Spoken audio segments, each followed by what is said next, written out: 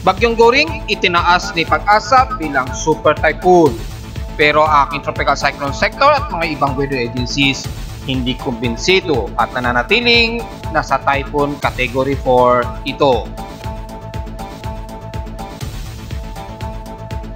Bagamat si Bagyong Goring ay dito sa aking tropical cyclone sector, may maliit pa rin tsansa na ito'y umabot sa super typhoon category.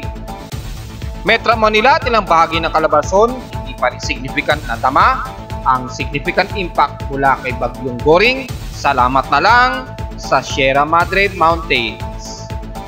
Pero bahagi ng Northern Luzon, lalo na ng Cagayan at Isabela area, mag-iingat ay inaasahan po ang matindi at violent rain showers kasabay ng mga gusty winds at stormy winds sa area na yan, kabilang na ang kalorong bahagi ng extreme Northern Luzon.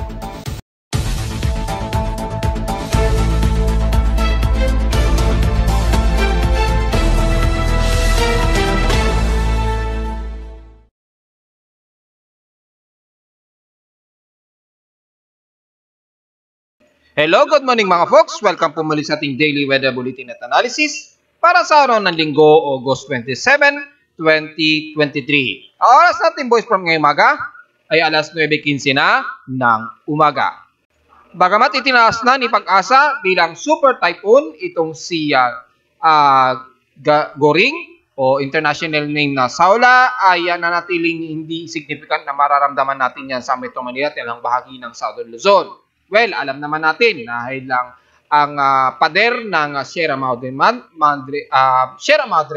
Mountains ay nakakatulong dahil nabawasan ang lower wind burst na nahahatak nito mula sa southwest monsoon patungo sa direksyon nitong si Bagyong Goring.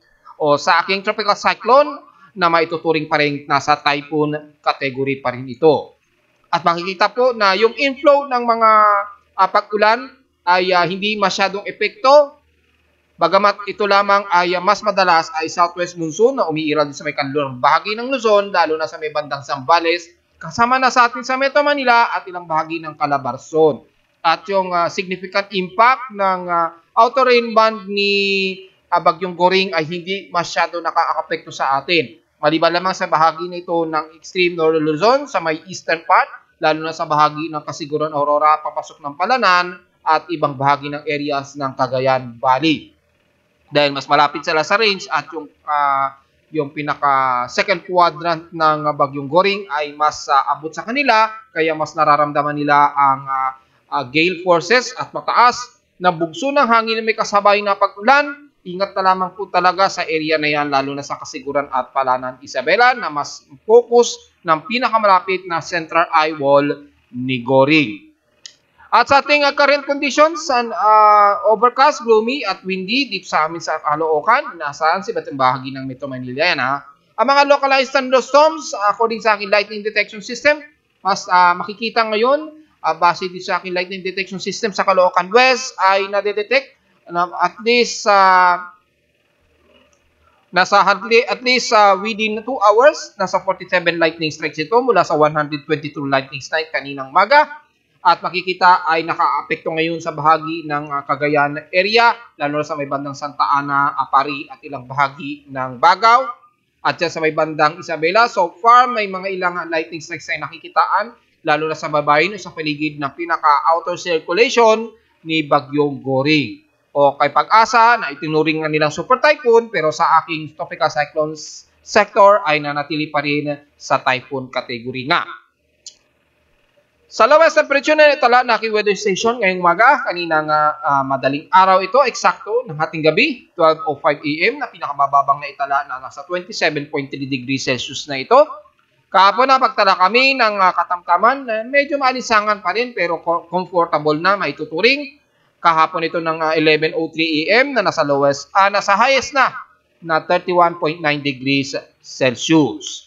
So ibig sabihin ang heat index ay mababa lamang. Maituturing na comfortable despite na maituturing pa rin dangerous level ito na nasa 42.4 degrees Celsius. Kung sisilipin naman natin sa heat index nationwide mula sa mga weather stations, mula kay Pag-asa, since August 26, 2023 kahapon ay ang pinakamataas na naitala na heat index o init pandama ay dito sa may bandang Sibe, Suwa o Camarines Sur na nasa 47 degrees Celsius, ang pinakamataas na init pandama na naitala sa buong Pilipinas. So sa ating PH Extremes in past 24 hours, nangunguna sa pinakamaalinsangan ang hinatuan dyan sa may silangang bahagi ng Mindanao na nasa 35.3 degrees Celsius. Sa Baguio City, balik ulit sa constant o stationary temperature sa kanila na lowest of 17 degrees Celsius.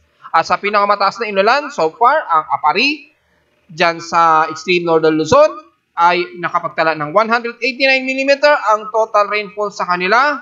So kung sisilipin natin yung PH Extremes sa mga inulan na mga bahagi niyan sa extreme northern Luzon, nangunguna ang Apari, pangalawa ang Lawag, dyan sa Ilocos Norte, pangatlo ang Baguio City na nasa 68 mm, Dagupan at 66 mm, San Jose dyan sa bahagi ng Mindoro at 54 mm.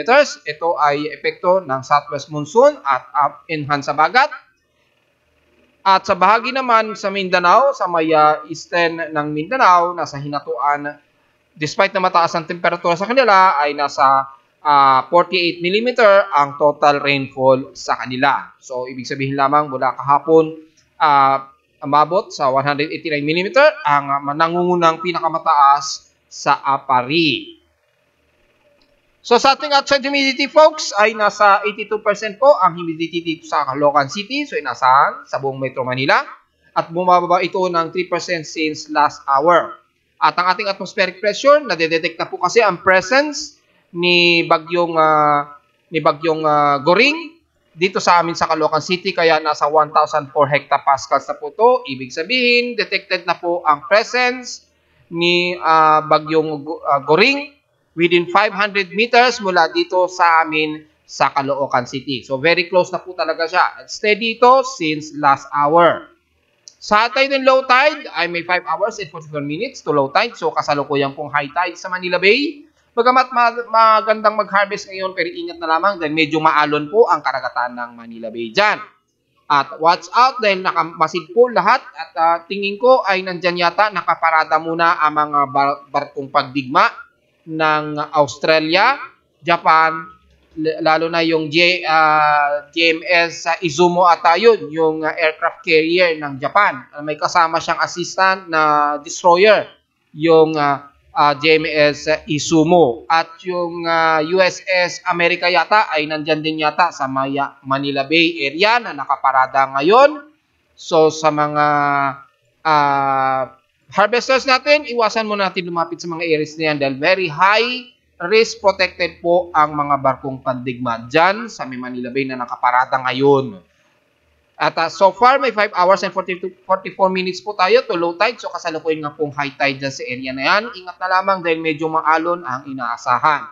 Pero dyan yata sa may bandang luukan ng Manila Bay, bandang Navotas yata, medyo kalmado ata ang karagatan dyan. So maganda pa rin kung sakali. At sa ating almanac, sa mga babiyahe ngayong araw ng linggong ito, ay sumikat ang haring araw kaninang 5:43 AM at nasa lulubog ito mamayang 6:11 PM.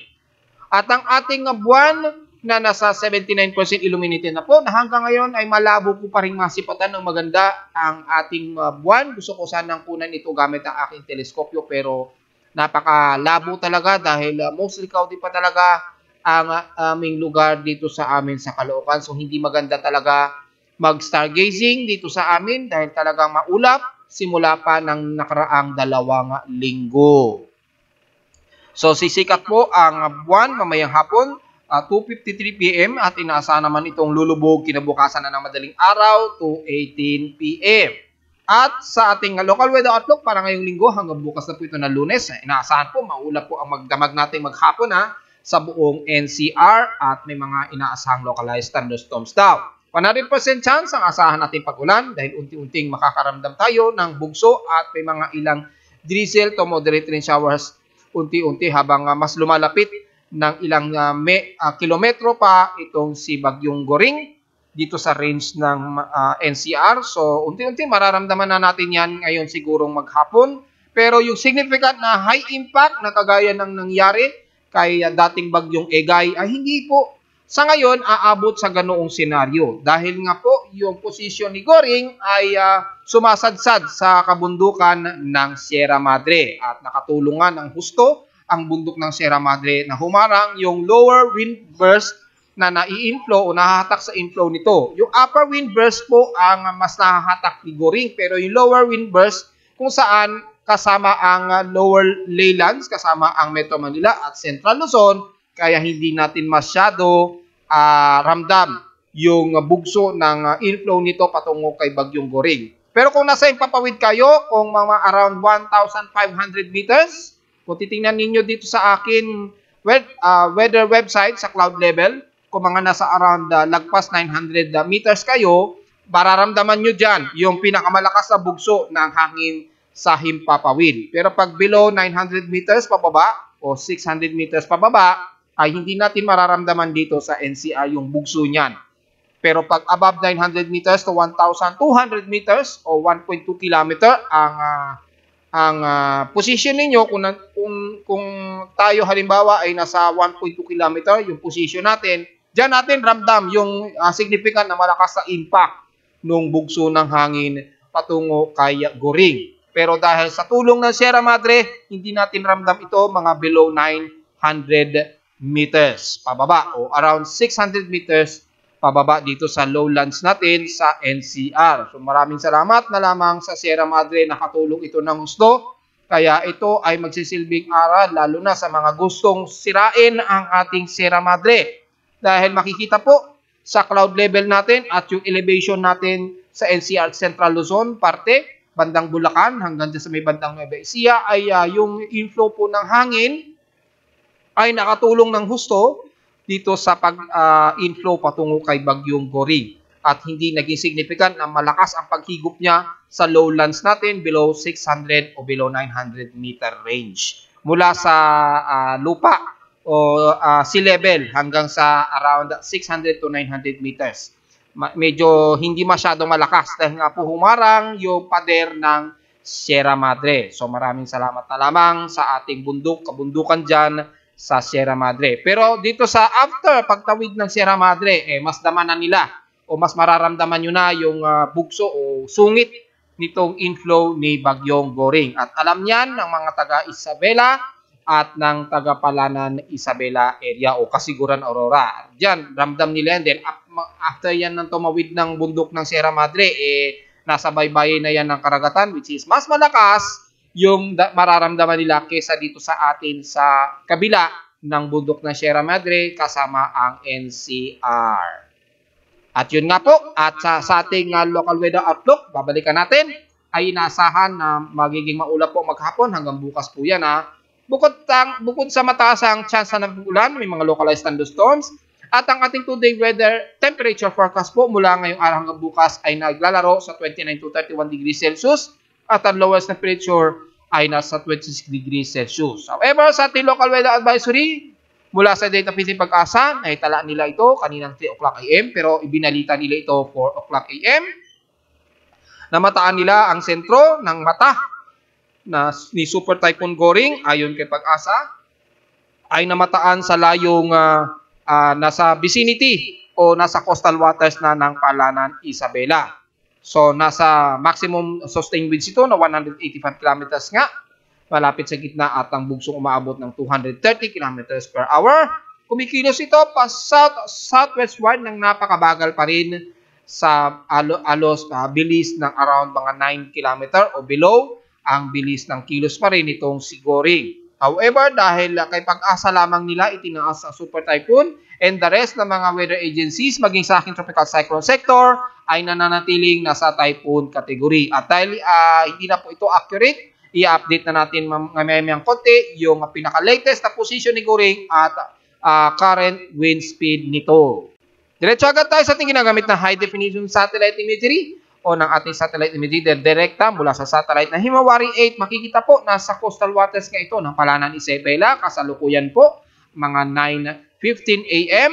Ayan po, nasa coastal water at mas bumababa na po ito mula sa Palanan Isabela. At kung titingnan natin ng mas malapitan gamit ang Himawari 8 ay nasa coastal pa rin ito ng Palanan Isabela, pagitan ng Dinapigi at Palanan Isabela. Diyan, mas sigurado nakataas sa tropical cyclone. Signal number 3 pa rin ang bahagi na yan ng Palanan Isabela at signal number 2 na ang the rest ng bahagi ng Cagayan Valley, Maconacon, hanggang dyan sa bahagi ng Gonzaga at Santa Ana, kasama na ang buong Kawayan City, pababa ng San Agustin at Kasiguran, Aurora. At sa ilang bahagi ng Bicol Region, lalo na sa may bandang Polillo Island, ay naka-signal number 2 yan, malamang. At dyan sa may bandang dulo ng Labo sa Camarines Norte. And the rest, signal number 1 na po ang kasunod. So, makipapansin natin, hindi masyado highly significant yung kanyang lawak ng kanyang tropical cyclone wing signal dahil very compact nga po at napakaliit po ng range ng sirkulasyon nitong si Goring.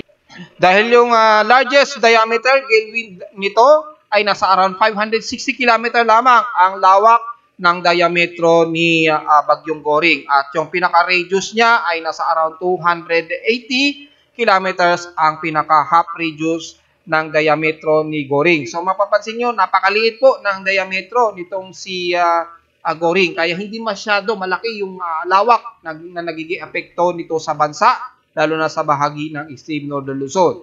Dahil sa maliit lamang po ang naging diameter nitong bagyong ito na itinaas nga pa rin sa super typhoon ni Pag-asa. At makikita po natin ang maapektuhan ang buong extreme northern Luzon mula Apari, Mapa Ilocos man yan, buong Cagayan Valley, buong eastern west portions ng Ilocos Norte at bahagi ng La Union pababa ng Pangasinan at sa eastern portions naman ng buong Cagayan Valley hanggang Aurora. Kasama na ang bahagi ng Polillo at ilang parte ng Quezon Province hanggang Atimunan at Camarines Norte sa parte na ng Bicol Region. At kasalukuyang inuulan ngayon ang bahagi na ito ng Palanan Isabela hanggang Dinapigi, Dilasag hanggang dyan sa may Kasiguran. Malalakas po mga pag-ulan dyan na may bugsong highest gale wind at violent rain showers kaya ingat po sa mga kababayan natin na biglang bubugsuin dyan at inaasahang pagtaas ng pagbaha. Ingat na lamang at iwasan sana o wag sana mangyari ang mga pagguho ng lupa kasama ng bahagi ng Bagaw, Gonzaga at Santa Ana. And the rest ng bahagi ng Nueva Ecija at Nueva Vizcaya, Apayao, dyan sa may bandang Cordillera Administrative Region, ay makakaranas po kayo ng mga ilang moderate to violent rains dahil pa rin sa outer rain band nitong si Goring. Kasama na ang bahagi na yan ng Benguet, Baguio City. Ingat po sa biglang palakasang pag-ulan pa rin at bandang Urdaneta at sa west portions naman ng Luzon mula dito sa bahagi ng west portions ng Metro Manila dyan sa may bahagi ng city ng Balanga kasama na ang bahagi ng San Felipe, Olongapo, siyempre damay ang Subic at ilang bahagi ng San Fernando, Angeles sa may bandang Botolan, Iba, Zambales hanggang Masinloc makakaranas pa rin tayo ng mga ilang moderate at some heavy rain showers. Dahil kung sisilipin natin ang heavy rain potential, mataas po ang heavy rain potential dito sa may bandang Manila Bay at bandang Olongapo at Angeles, Pampanga. At sa ilang bahagi ng Zambales ay mataas pa rin ang mga ilang kalat-kalat na potential heavy rain showers po, epekto ng inflow o hatak sa ating southwest monsoon o ng pag-enhance ng habagat pa rin. At dito sa may bandang Southern Luzon ay dyan sa bahagi ng Mimaropa mula sa may Mindoro at ilang bahagi ng Coron ay makakaranas po kayo na mga ilang moderate at ilang heavy rain showers po dahil nakataas po sa heavy rain potential ang bahagi na yan ng Oriental at Occidental Mindoro kasama na ang Puyo hanggang sa bahagi na yan ng Palawan.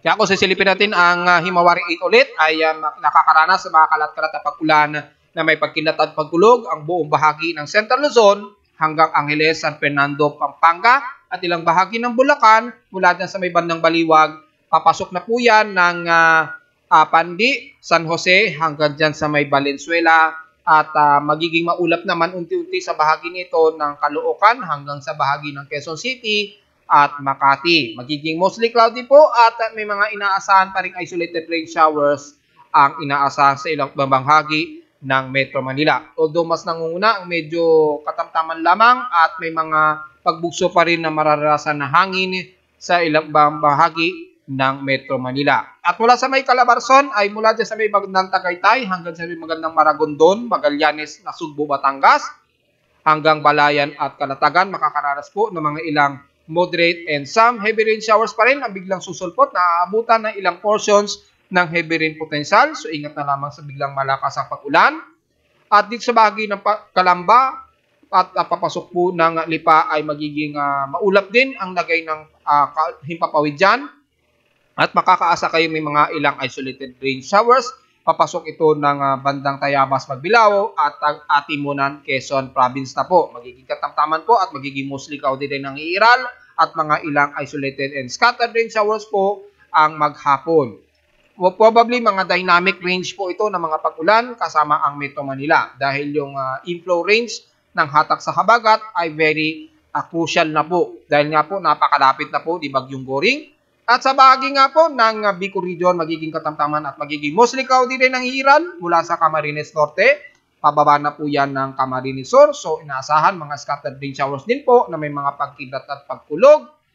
Kasama na ang bahagi ng Iriga, Legazpi City hanggang Sorsogon. Magiging part dito mostly cloudy din ng iiral at mga ilang isolated rain showers. Kasama na ang isla ng Catanduanes Island.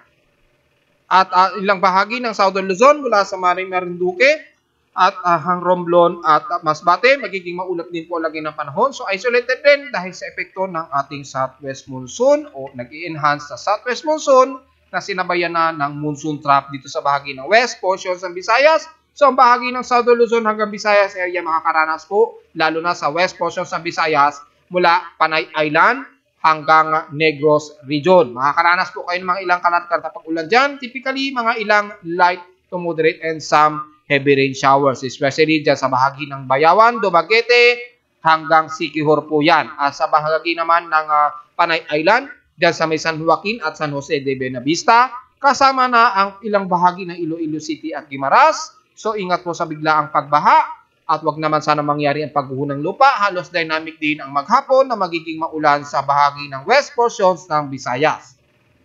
Samantala sa Central Visayas, dyan sa may Cebu at Bohol, magiging katamtaman. Partly to mostly cloudy din ng iiral at mga scattered rain showers na isolated po ang iiral dyan. So magdala ng pananggalang pa rin sa ulan nitong maghapon. At sa eastern portion ng Visayas, mula dyan sa may Basbate, kasama na ang buong bahagi ng Leyte at Eastern Samar, bagamat moderate at magiging katamtaman ang lagay ng panahon dyan dahil yung edge ng monsoon trap hindi masyado sumasakop sa bahagi ng Leyte at Samar. So medyo katamtaman pero mga ilang part dito mostly cloudy po, especially sa norte, bahagi ng Lawang dyan sa may bandang Northern Samar, Katarman at Allen. Sa may Leyte naman dyan sa may bandang Biliran Island, Ormoc at Tacloban. Medyo magiging part dito mostly cloudy yung iiral dyan at mga isolated scattered rain showers na may mga ilang pagkulog at pagkilat. Pero the rest ng Eastern Visayas at parte ng Leyte ay magiging katamtaman at makakaranas kayo ng pagsikat ng araw dyan kahit papaano. So, hindi lamang sa sikat ng araw kayo magdala ng pananggalang, kundi sa biglaang buhos ng ulan. At sa Mindanao naman, mula sa may west portion sa Mindanao, lalo na sa Zamboanga Peninsula, yung edge ng monsoon trough ay umaabot pa rin dyan, lalo na sa Zamboanga del Norte, so buong Dapitan area, Sindangan, pababa na po yan ng Baligian at Siraway hanggang sa City of Zamboanga ay makakaranas po kayo ng mga ilang kalat-kalat at mga ilang bugsuan na may mga ilang gusty winds pa rin at biglang buhos ng ulan. Although typically mga hanggang light to moderate ito pero humahalo siya sa bugso ng hangin so ingat na lamang.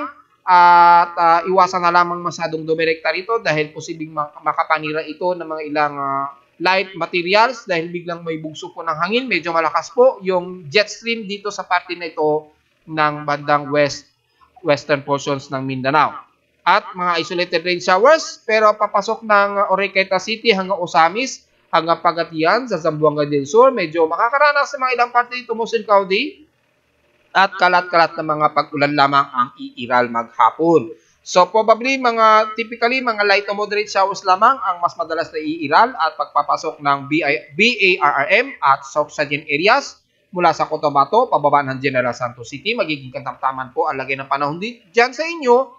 Bukod sa medyo mataas ang ating heat index dyan ay may mga ilang mauulap at mga ilang isolated rain showers din ang naka-forecast sa inyo. So, pagdala pa rin ng panagalang di lang sa tindi ng sikat ng araw, kundi sa biglaang buhos ng ulan, kasama na ang Davao Region at Compostela Valley. At sa may hilagang parte ng Mindanao mula Cagayan de Oro hanggang Marawi, medyo magiging parte ng Musilicaw din iiral dyan. So may mga kalat-kat na pag-ulan din ang iiral. Pero mula din sa may Ginoob hanggang Butuan City, papasok dito sa may bandang Surigao del Norte, magiging katamtaman at medyo may pagsikat po ng araw ang iiral dyan dahil hindi kayo masyado inaabutan dyan ng monsoon trap. So isolated at forecasted lamang na mga posibleng pag-ulan ang iiral dyan sa inyo maghapon. So magdala lamang ng pananggalang sa tinding sikat ng araw, lalo na sa bahagi nito ng Agusan del Norte hanggang Agusan del Sur na po yan. Bagamat ang bahagi ng eastern ng Mindanao, makakaranas pa rin kayo ng forecasted isolated rain showers na may mga ilang moderate rain showers lalo na sa hapon o sa gabi. So maghandaan na lamang at magdala ng payong, lalo na po sa hapon o sa gabi. At yan sa bahagi ng Katiil, sakop ng hanggang dito sa may bandang Compostela Valley. Although magiging maalinsangan ang lagay ng panahon po dyan ay may mga isolated forecasted din mga isolated rain showers na may ilang pagkulog at pagkidlat lalo na po sa hapon o sa gabi kasama na ang bahagi ng Bukidnon. So sa ngayon medyo maalinsangan dyan at katamtaman pero pagdating ng hapon magkakaroon ng mga isolated rain showers sa bahagi na to ng Central Mindanao at Eastern Mindanao. Diretso agad tayo sa ating computer-generated tropical cyclone sector at makikita po ngayong as of 9:15 AM makikita yung central air pressure ni Typhoon Goring pero super typhoon na kay Pag-asa. Ang central air pressure nito ay nasa 943 hectopascals. Ang 1-minute average wind speed nito ay nasa maximum sustained winds of 211 km per hour at bugsong umaabot ng 264 km per hour. Kung pagbabasehan natin ito ay pasok talaga sa super typhoon category dahil nasa 185 km per hour po kasi yung ating level kung saan i-declare natin super typhoon. Pero dahil 1-minute average wind speed ito ay hindi natin ito maikokonsidera dahil international wind speed po ito in 1-minute average. So sa 1-minute average, nasa category 4 typhoon ito sa kanila o hurricane kung maitatawag. Pero sa ating 10-minute average wind speed ay nanatiling nasa typhoon category pa rin ito na may 10-minute average wind speed of 156 km per hour at bugsong umaabot ng 194 km per hour at kumikilos ito sa napakabagal na pa-southward na sa bilis lamang na 6 km per hour na sobrang bagal talaga. Kaya matatagalan pa itong mananatili din sa bahagi ng coastal waters ng Palanan o ng Dinapigue sa bahagi pa rin ng Isabela.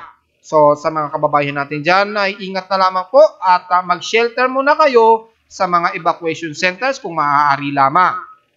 At so far ay yung sentro nito, kung susukatin natin mula sa pinakabaybayin ng Palanan o ng Dinapigue, Isabela, ay nasa 63 o 64 km lamang ang layo nito. So halos nasa coastal waters na talaga ito ng Palanan, Isabela sa kasalukuyan. At nakaapekto lamang ang minimum of diameter na sa around 560 km lamang kasi ang pinaka-diametro nito ay mas naapektuhan lamang ang bahagi nito ng northeastern, lalo na sa bahagi ng Isabela, Kasiguran, Aurora, mula dyan sa may San Agustin, Esague, Santiago, Aurora, Rojas, hanggang Quezon. So yung buong areas nito, ang mas nakakaramdam sila ng matinding bugso o stormy winds na maabot ng 70 to 80 km per hour at bugsong maabot ng mga nasa araw 120 km per hour ang bugso. So ingat mga kababayan dyan sa area na yan at sa bahagi ng Cagayan area ay nakakaramdam din sila ng mga violent rain showers bukod sa mga biglang violent na mga stormy winds na gale force na lumalagpas pa rin sa 80 km per hour.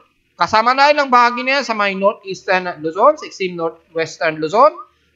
Diyan sa may Ilocos Norte ay makakaramdam din sila ng mga ilang bugso ng hangin at mga ilang moderate and some violent rain showers. So ingat pa rin mga folks. At makikita nga po ang range nito maliit lamang kaya hindi masyado nakakaapekto ngayon sa bahagi ng Central Luzon at Metro Manila. Bukod tanging ang southwest monsoon lamang o nung pag-enhance ng habagat na na mas lumalakas paglagpas ng 900 km mula sa pinaka land surface o sea surface natin sa Metro Manila at Central Luzon at below 900 o 600 meters ay hindi natin masyado ito ramdam. Pero above at least 600 meters pataas ay doon mas ramdam ang inflow ng enhanced habagat. Kaya dito sa bahagi ng Metro Manila ay halos parang wala tayong nararamdaman na lupit nitong si Goring dahil po sa tulong ng pader na ito ng Sierra Madre. Yang pader na yan ang nakakatulong talaga. Hanggang sa bahagi na yan ng Quezon Province yan, yung area na yan, yung pader na yan ng Sierra Madre ay nakatulong talaga na harangin ang matinding lupit nitong si Goring. Kaya hindi tayo masyado naapektuhan at hindi masyado ramdam dito sa bahagi nga ng Metro Manila. At kung titingnan natin sa ating mga tropical cyclone ensemble, gamit ang automated ensemble forecast system na gawa ng inyong lingkod, makikita po na ito pa rin ay kikilos pa southeastward na. Sa ngayon, medyo pa southward pa ang kilos nito ngayon. Yan, medyo pa southward pa. Pero for the next 13 hours o mga within 18-hour period ay bahagyan na itong kikilos pa east-southeast, then bigla itong mag-re-recurve pa ganyan. Ayan, halos magre-recurve ito.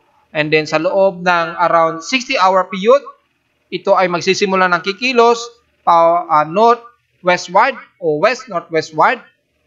Yan, patungo nga po sa direksyon na ito ng Taiwan pa rin. So mukhang madadali pa rin ang bahagi ng Kaohsiung City sa Taiwan. Dahil ayon dito sa ating ensemble forecast, ay ang pinaka-mean o mean, yung pinaka-highest accuracy probability ng ensemble tracks ayon sa aking analysis ay ito ay magre-recurve sa loob ng 60-hour period. And then from 70-hour period ay kikilos ito pa north-westward patungo sa bandang Kaohsiung City dyan sa may bandang south portions ng Taiwan. So sa mga Pilipino natin sa may bandang Kaohsiung City, Taiwan ay paghandaan po ito mga folks dahil may maliit pa talaga na tsansa na uaabot dyan na nasa super typhoon category po siya. So paghandaan na lamang ito mga folks. At kung pagbabasahin natin ang tropical cyclone wind signal gamit ang aking tropical cyclone track primary, ay makikitang nakataas na nga sa tropical cyclone wind signal number 3 ang area na ito ng Palanan, Isabela. Ayan, yung orange line na yan. Ayan, yan, yung area na yan. O halos pumapasok sa tropical cyclone wind signal number 4, yung pinakaduluduluhan ng Palanan, Isabela.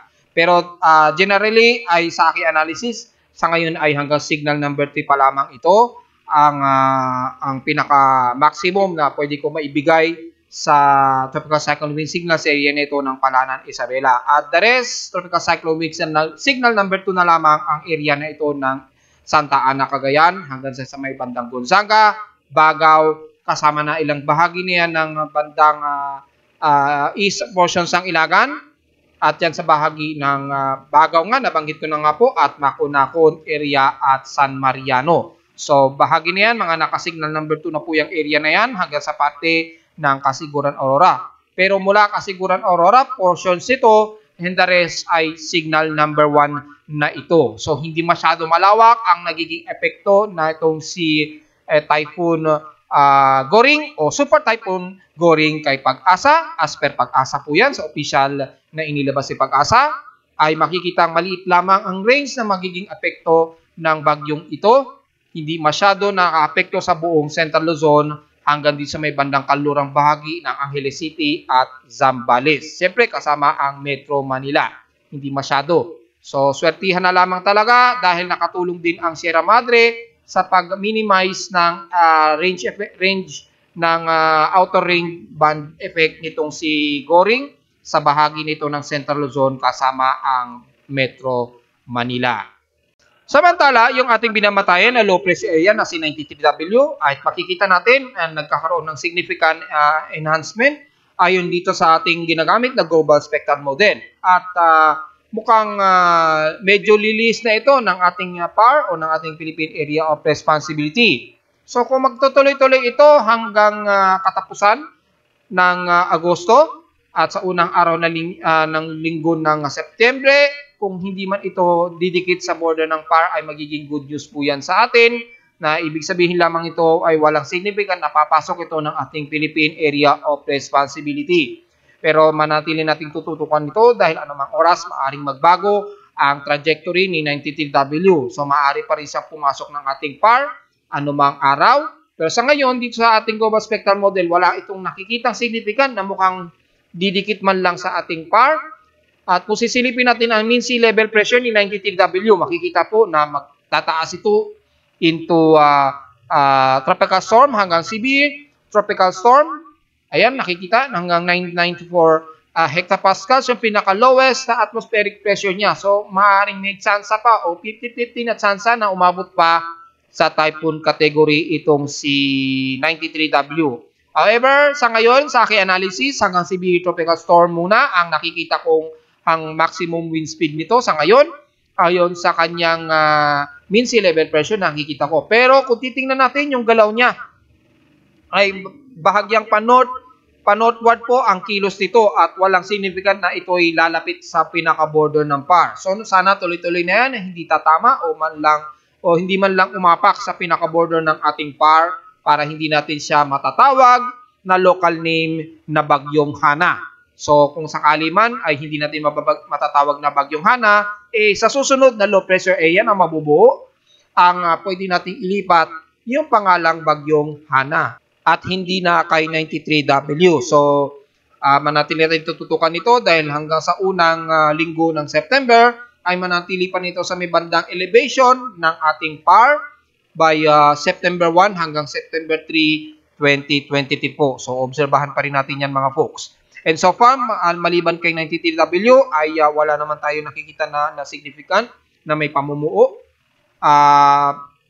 Bagamat dito sa mga computer models ay meron tayong nakikitaan nga na kasunod niya na low pressure area nga. Na binanggit ko kahapon na posibleng itawag sa Invest 94W. So, titingnan natin mga folks dahil very erratic pa po yung pinapakita ng forecast nito. Pero aggressive na po na pinapakita ni GFS yung significant formation nito. So, maaaring siyempre 94W ito kung sakali. Sa ECMWF naman ay wala pang masyadong significant na nakikitaan na pagiging agresibo na pamumuo ni 94W just in case. Maliban lamang dito kay 93W na aggressively na lalakas nga ito hanggang sa severe tropical storm na nakikitaan natin na development. At ayon dito ay kumikilos ito pa northwestward. Dito ay mukhang ipinapakitang papasok ito ng ating Philippine Area of Responsibility. Ayan ayon dito sa ipinapakita ng forecast track ni ECMWF. Kay NABGEN naman, ganun din ang pinapakita. So maaaring may chance pa talaga itong pumasok ng ating PAR. At nakikitaan din itong SIPRE 94W na magde-develop dito sa bahagi pa rin ng halos mid-Pacific area natin o pagitan ng West at Eastern Pacific. So titingnan natin hanggang sa unang linggo ng September kung ito ay magiging significant nga na si 94W or maaring sa susunod na 48-hour period. So titingnan natin mga folks. At itong C93W ay nakikita na papasok pa rin ng ating Philippine Area of Responsibility maging sa computer models ni GFS. So, maaaring hindi mangyari yung ipinapakita nito ng forecast track ng GMA dahil dito ay sa spectral model ay pinapakitang hindi ito o lilis lamang ito ng PAR. Pero pagdating sa mga computer models ng ECMWF at GFS, ito ay tatama o papasok ng border ng ating PAR na matatawag nating local name na Bagyong Hana. So, tingnan natin mga folks kung magbabago pa ang mga direksyon nito. At asahan naman ng mga pagbaha na nakataas pa rin sa may extreme northern zone hanggang sa bahagi ng La Union at Zambales, kasama na ang Pangasinan at Olongapo at sa may buong Mimaropa, nakataas na rin po sa red flood warning at sansa ng bahain sa area na yan, kabilang na ang bahagi ng Romblon. Sa may west portion ng Visayas naman ay dyan sa bahagi ng southern part ng Panay Island, kasama ang Iloilo, bandang Antique, at dyan sa bahagi ng Guimaras Island. So ingat na lamang mga folks sa mga area na nakataas ngayon sa General Flood Warning Advisory mula sa data feed ni Pag-asa. At narito naman ating 3-day to 8-day weather forecast para sa araw ng Linggo, August 27, 2023.